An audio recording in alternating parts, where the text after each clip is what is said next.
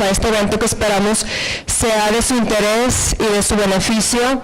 Estamos contentos de verdad de ver tantas caras conocidas y ya personas que tenemos contacto con ellos a través de WhatsApp o de incluso en otras ocasiones que nos habíamos visto. El evento inicia ahorita a las 10 y vamos a terminar hasta las 6 de la tarde. Tenemos 2 recesos y 1 hora de comida.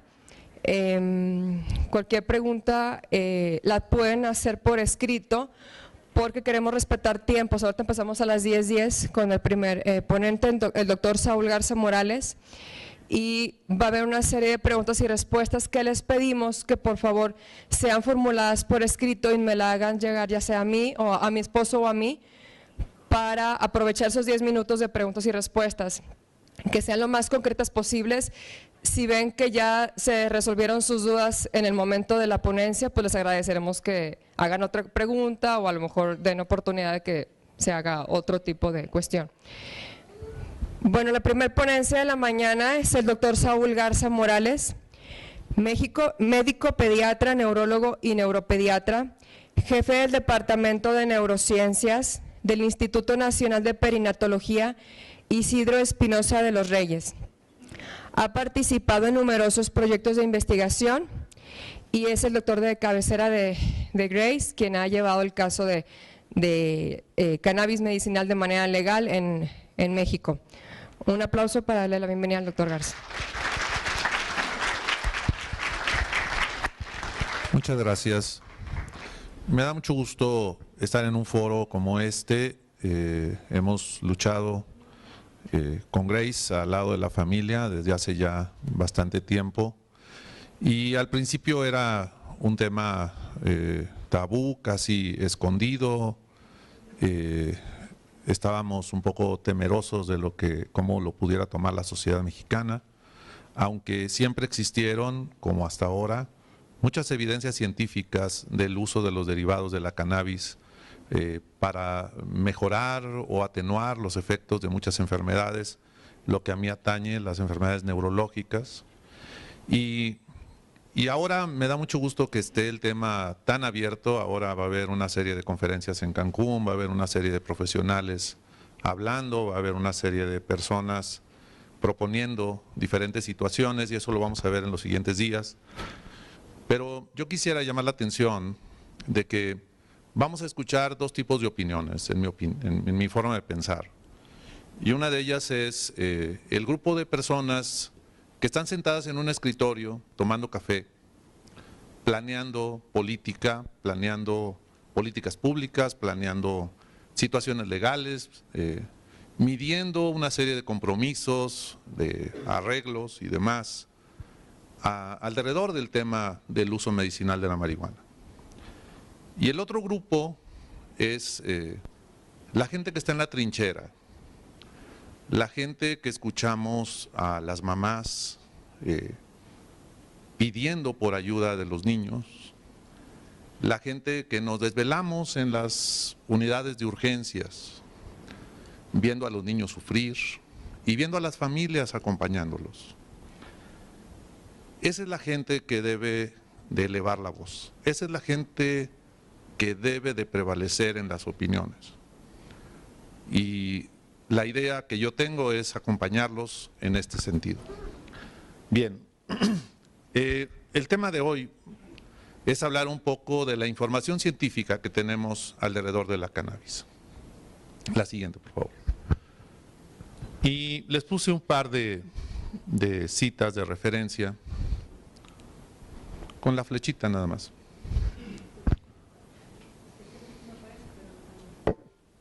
Ah, caray. Vamos a ver. Muy bien.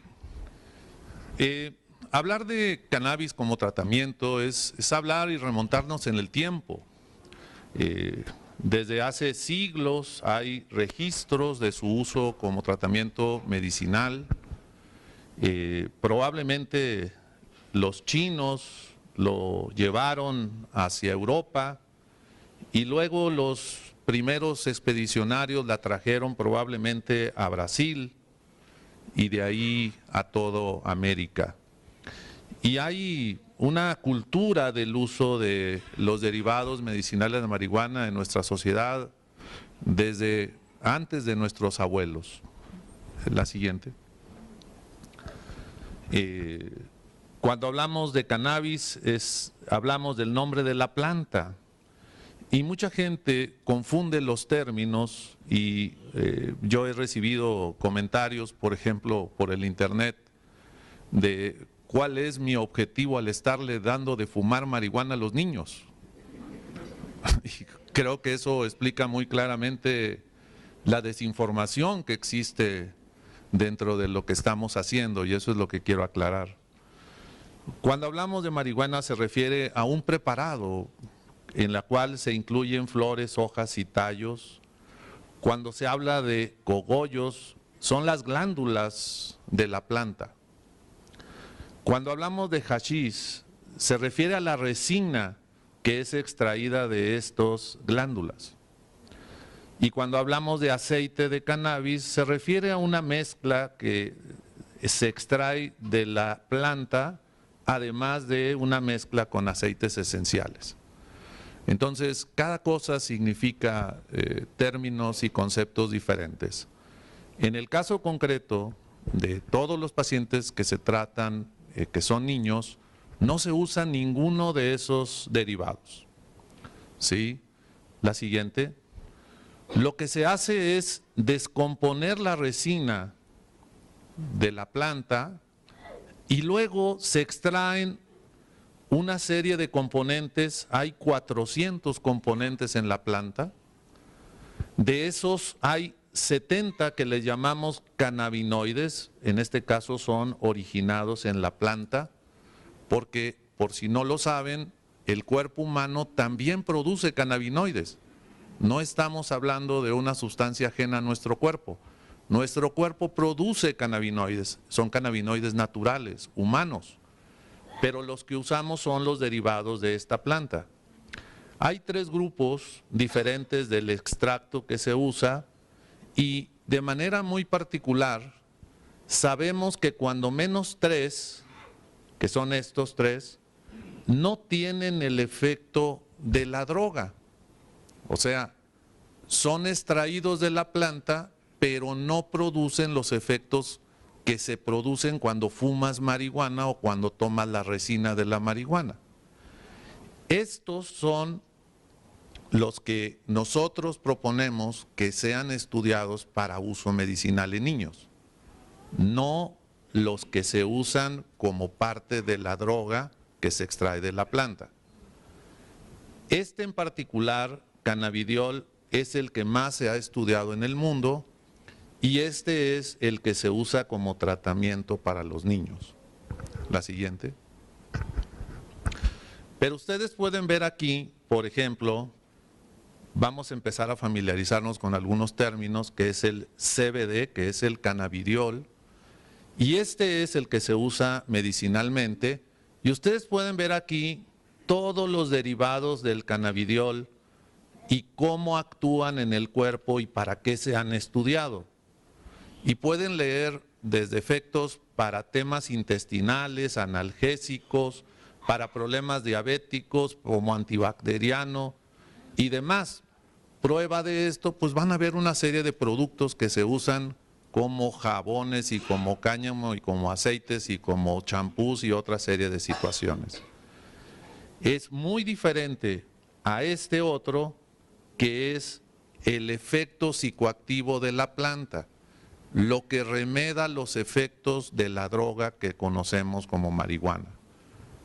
Nadie está usando esto como parte del tratamiento.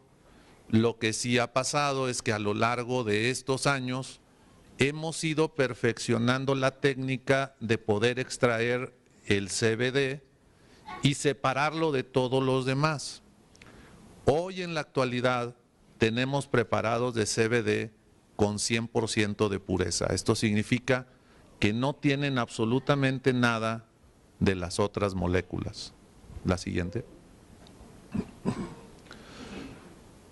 El efecto de la medicina se ha estudiado en todo el mundo y el efecto actúa sobre los axones, que son las ramitas con las que se comunican las neuronas.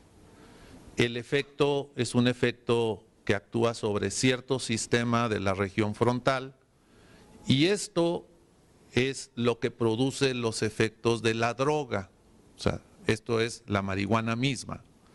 Por eso cuando la gente fuma marihuana se estimula la región frontal y la gente se siente bien, se siente relajada, y parte de ese efecto relajador es por esta sustancia que se libera en el cerebro.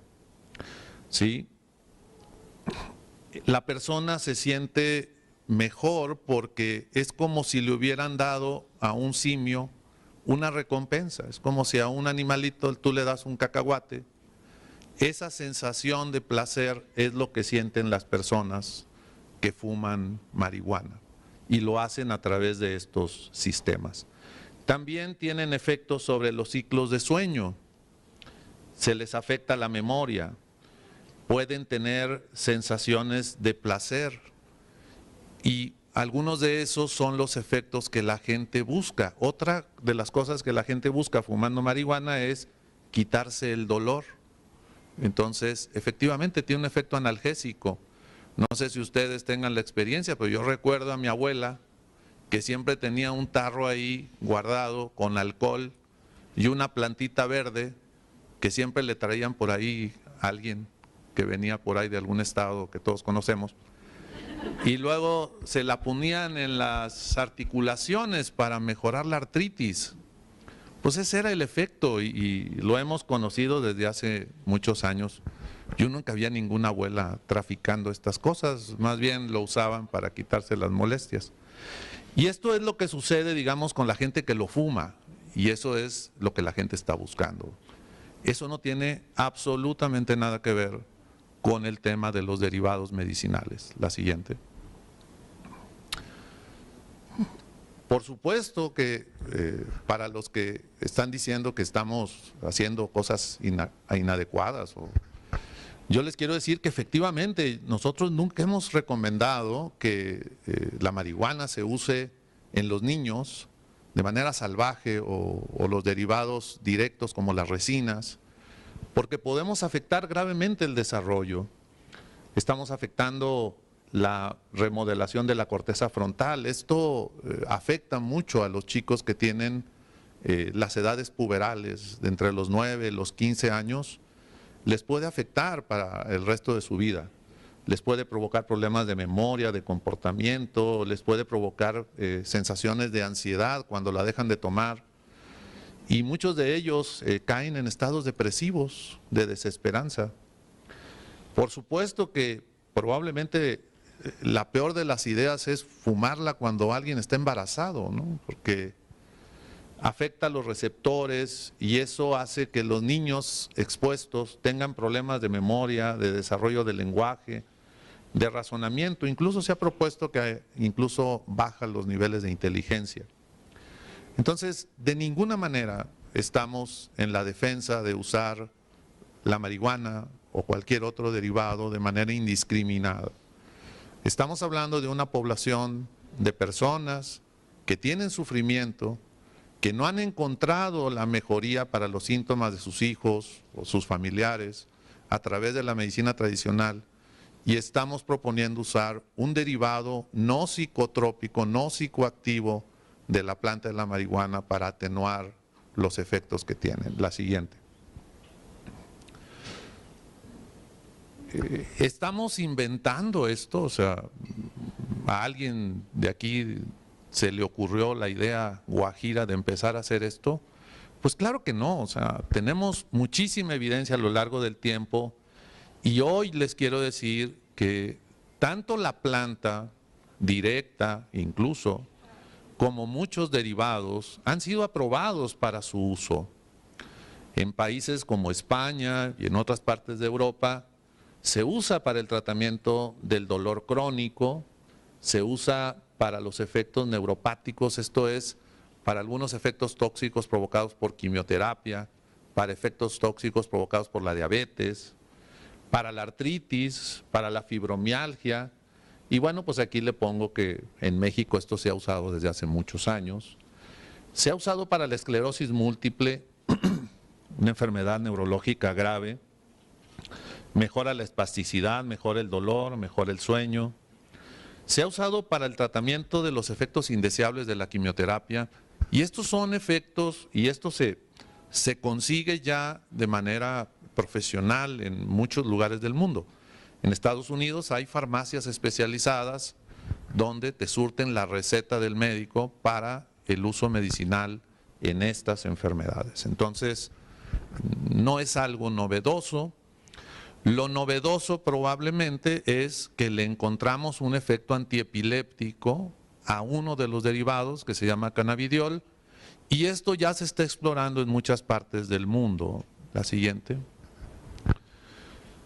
Probablemente una de las áreas más adelantadas en investigación es el tema de epilepsia.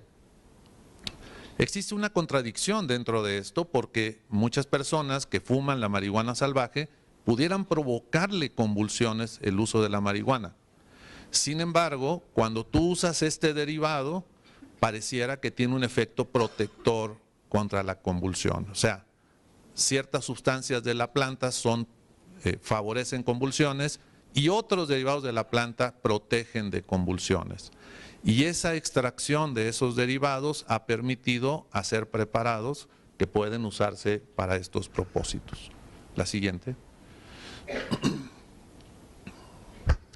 Vean, este es un trabajo que presentó el doctor Mazot en el recientemente Congreso Mundial de Epilepsia.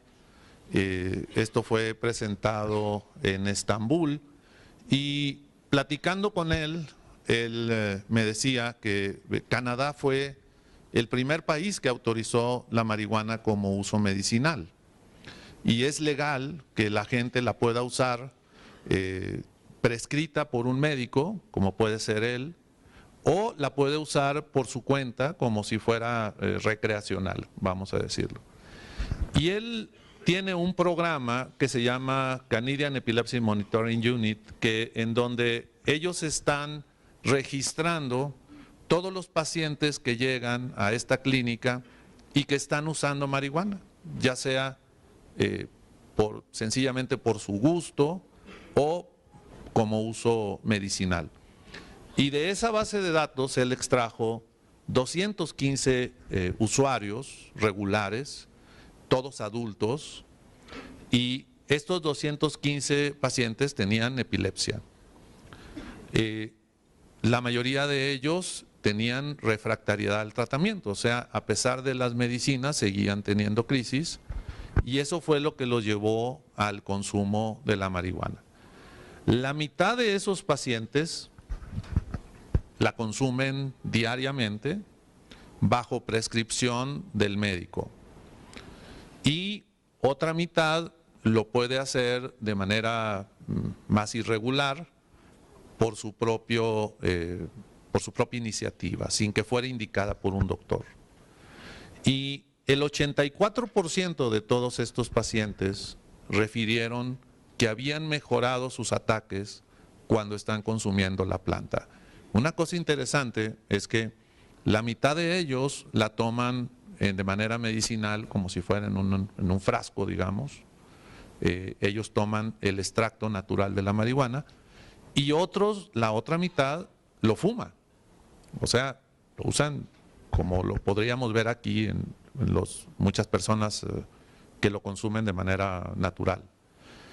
El 80% dice que les ha mejorado el sueño, el 37% dice que les ha mejorado la memoria y el 75% les ha reducido los efectos indeseables de otros fármacos. Y este es un tema interesante porque lo que hemos visto, y lo vamos a ver un poco más adelante con la experiencia mexicana, es que efectivamente los chicos que están consumiendo CBD han reducido efectos indeseables provocados por otros fármacos. ¿Sí? Estos son los efectos indeseables que han tenido. Han mencionado alteraciones de memoria en el 17%, cuando el 37% dice que les mejora. Entonces hay un balance ahí. Y por otro lado, hay un aumento de las crisis en el 3%. Lo que les decía, efectivamente, algunos componentes de la marihuana pueden favorecer convulsiones. La siguiente.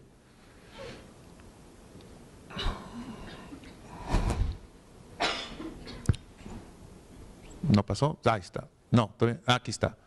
Esta es la experiencia norteamericana. Yo quisiera concentrarme ahora en los niños, ¿sí? Y esta parte de esta experiencia fue la que nosotros usamos como argumento para que se nos permitiera el uso del cannabidiol para Grace. Este es un estudio norteamericano, que es una serie de estudios. Este es el tercer estudio.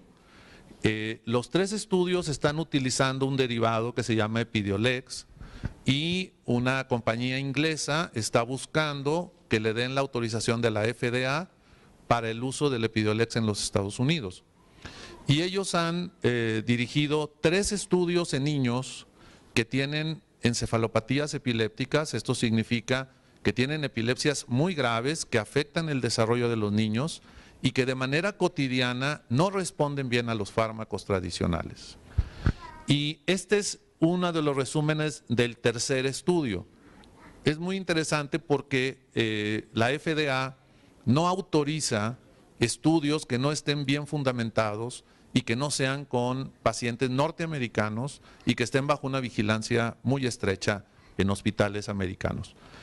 Ellos están llevando el seguimiento de 213 pacientes, 137 de estos tienen más de 3 meses de seguimiento y tienen edades entre 2 y 23 años. De manera interesante, muchos son enfermedad de Dravet, es una encefalopatía grave, algunos de ellos de manera genéticamente determinadas, y el 13% son niños con Lennox-Gastaut, probablemente la indicación más frecuente de esta sustancia en el mundo.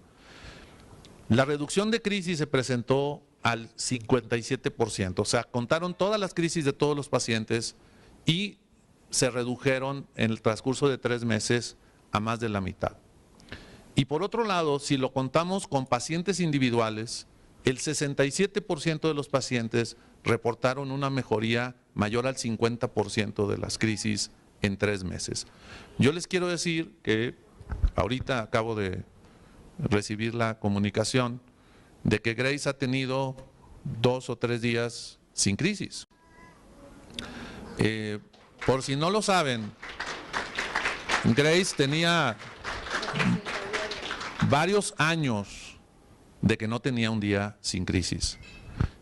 Para la gente que está detrás de un mostrador, que están en una cámara levantando la mano y votando, probablemente eso no sea importante. ¿Qué importancia puede ser que un niño no convulsione 3 días? Oye, no pasa nada, pues si nadie de mi familia tiene eso. Cuando estás en una sala de urgencias y llega una mamá y te dice, oiga, no convulsionó el día de hoy, eso cambia una diferencia en la familia, no nada más en la vida del niño. Y eso es lo que tenemos que promulgar, ¿sí? Pareciera que ya empezamos a encontrar algunas relaciones interesantes, como por ejemplo, que los chicos que son tratados con Epidiolex y son tratados con una sustancia tradicional como Clobazam, tienen una mejoría mayor. Entonces, como que podríamos estar encontrando cierto perfil de decir, ¿con qué lo juntas el CBD para tratar de mejorar las crisis? Les puede producir sueño, 21%, diarrea, 17%, fatiga, 17%. Cuando hablas de un niño que está convulsionando diario y le dices a la familia que le puede producir esto, a nadie le preocupa. La siguiente. ¿Qué ha pasado en México? En México, el primero que le dieron permiso de recetar esto pues fue a mí. Entonces, han llegado muchas familias a pedirme ayuda después de que se hizo público el caso de Grace. Y las familias, como yo les digo, no les importa cuando esto está prohibido, cuando te dicen que tienes que pasar la frontera y traerlo. Y todos los padres con los que yo platico hacen hasta lo imposible, se ponen incluso ellos mismos limitaciones sacrifican muchos beneficios que pudieran tener por conseguir cualquier tratamiento para sus hijos. Y lo que estamos viendo es justamente eso, y espero que no esté aquí la Secretaría de Gobernación filmando, pero lo que está sucediendo es que los pacientes lo están consiguiendo. ¿Cómo? No lo sé. Bueno, sí lo sé, pero no lo voy a decir. Y las familias están tratando a sus hijos. Y eso es lo que creo que debemos evitar. Las familias están corriendo riesgos, las familias están teniendo contactos con gente que no sé qué tan buenos escrúpulos tengan, pero no lo están comprando en una farmacia de la calle Reforma. Lo están consiguiendo por ahí a medianoche, traído de no sé dónde y no sé cómo.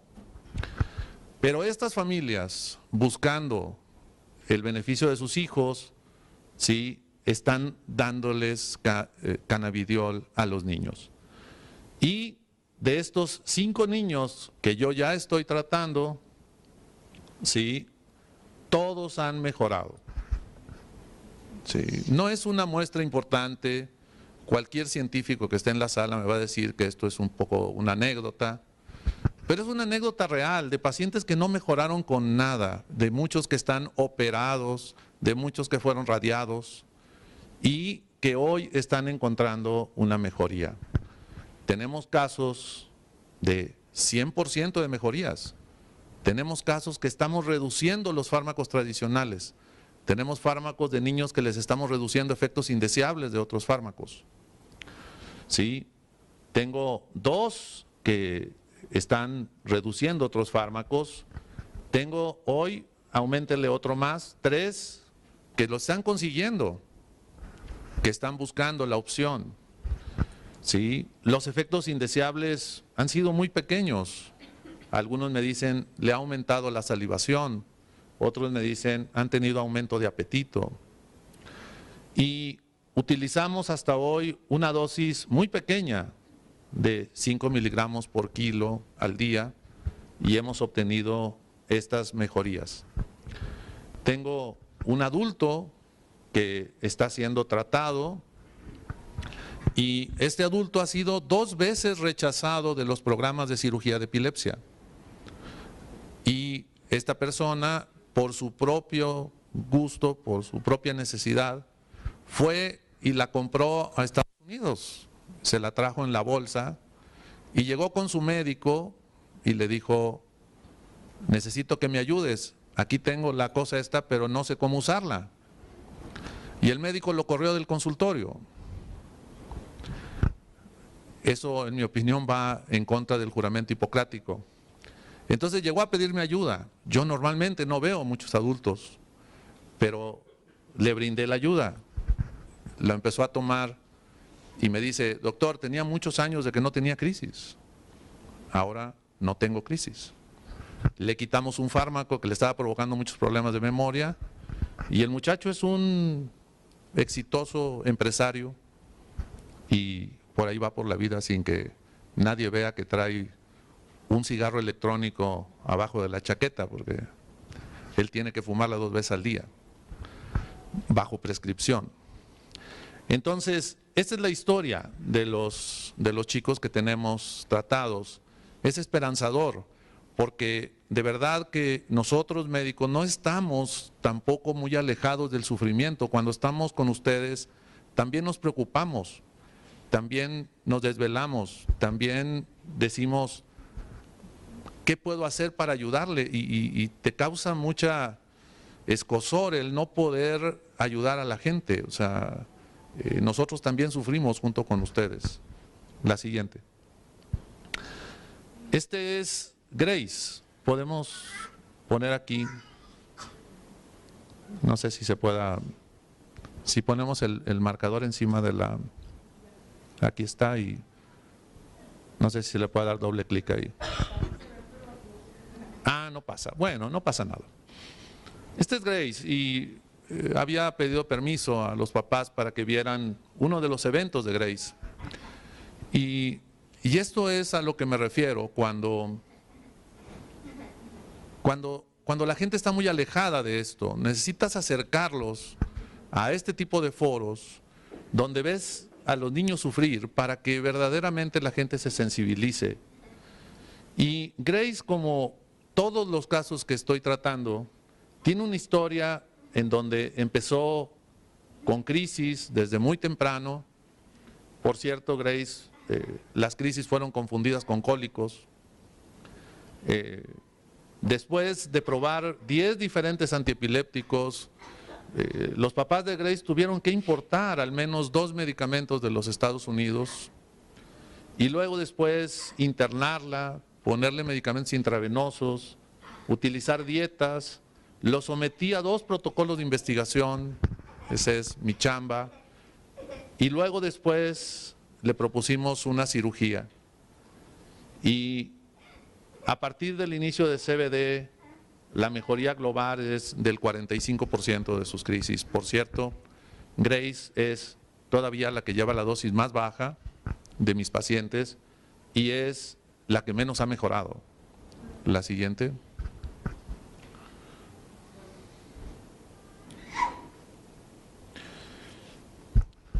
Creo yo que hay muchas preguntas por resolver. ¿Realmente el cannabidiol va a ser una buena opción de tratamiento para los niños epilépticos en México? La respuesta es no lo sabemos. Hoy tenemos la esperanza de que suceda. Hoy tenemos la idea de que hay evidencias en otros países que nos alientan a seguir utilizando de manera muy controlada, en condiciones muy concretas, pero nos hace falta hacer experimentación abierta de gran magnitud en hospitales de buena calidad para que tengamos la experiencia real de lo que sucede en México. Y esto no lo podemos hacer si no se nos da el permiso de hacer investigación formal en estos temas. Y eso es lo primero que tenemos que promulgar.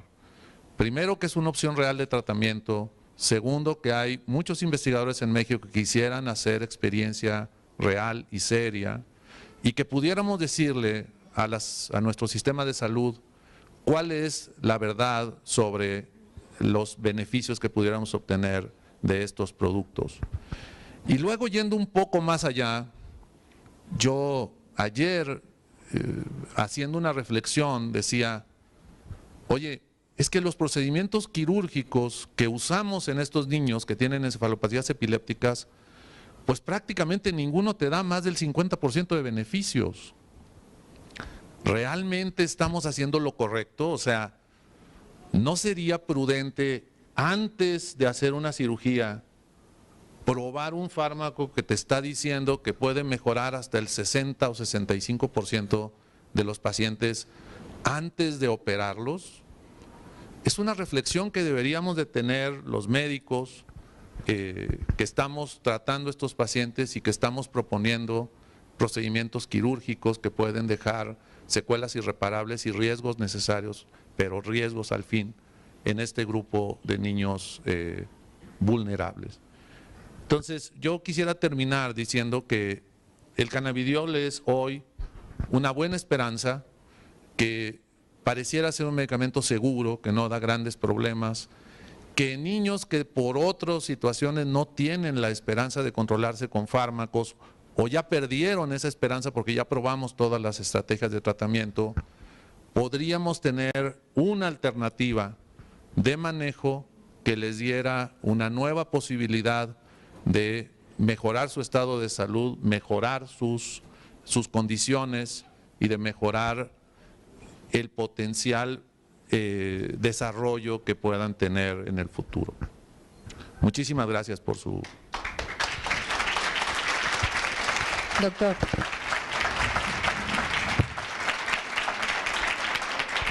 De las preguntas que se formularon, es ¿qué efectos secundarios tiene y si se contrapone con otros anticonvulsivos? Lo propusimos por aquí. No hay prácticamente ningún paciente que sea candidato a usar CBD que no esté usando otros antiepilépticos. Sí es muy importante que toda la experimentación siempre se hace bajo otros tratamientos. O sea, primero utiliza los tratamientos convencionales y cuando estos fracasan, entonces empiezas a pensar en opciones y esta es una de las opciones, digamos, de segunda línea. Nunca va a ser la primera. Y los efectos, como lo vieron, puede ser a veces diarrea, a veces somnolencia, a veces cambios del estado del humor. Siempre son cosas pequeñas lo que nosotros hemos registrado y lo que está descrito en la literatura. ¿Y a todos los niños les funciona, aunque sea en un cierto porcentaje? ¿O no todos son candidatos? La respuesta es que yo he tenido que rechazar varios pacientes que han llegado con la idea de que vienen a que yo les ayude a tomar esta sustancia, y los he tenido que rechazar precisamente porque no son candidatos, porque no tienen el perfil.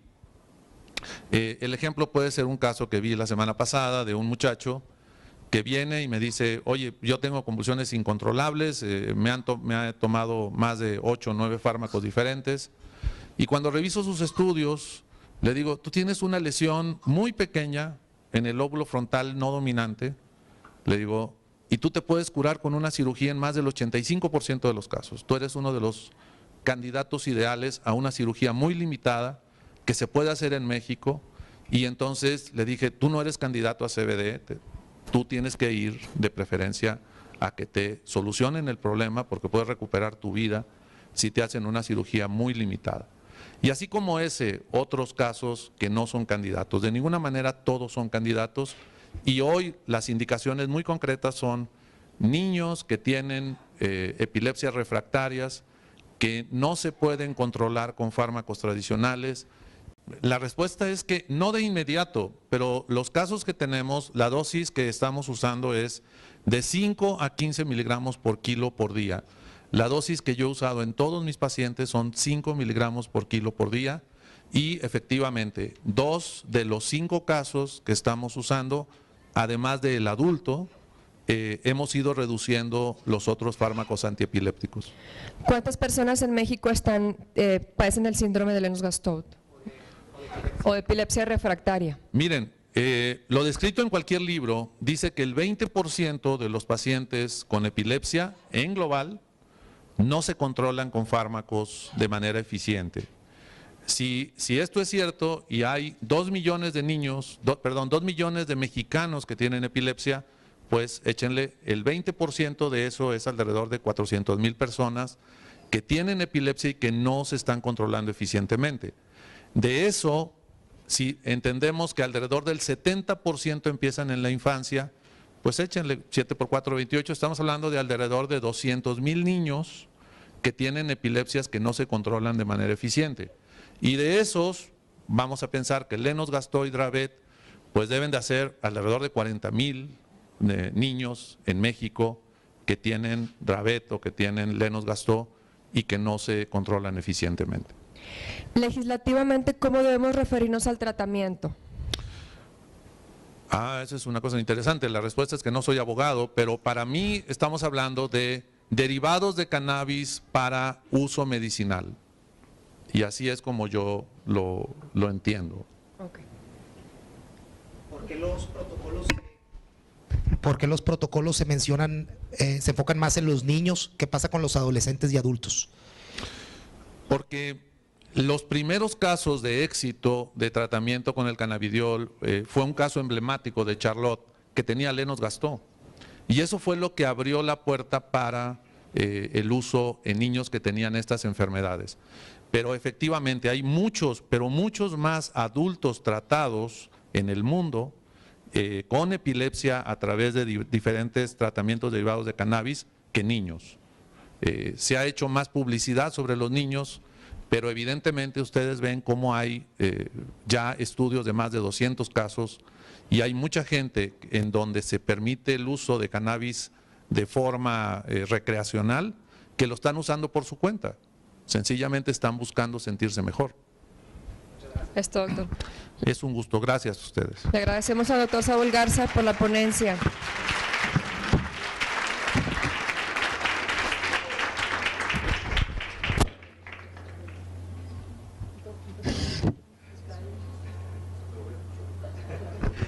Muchas gracias, doctor.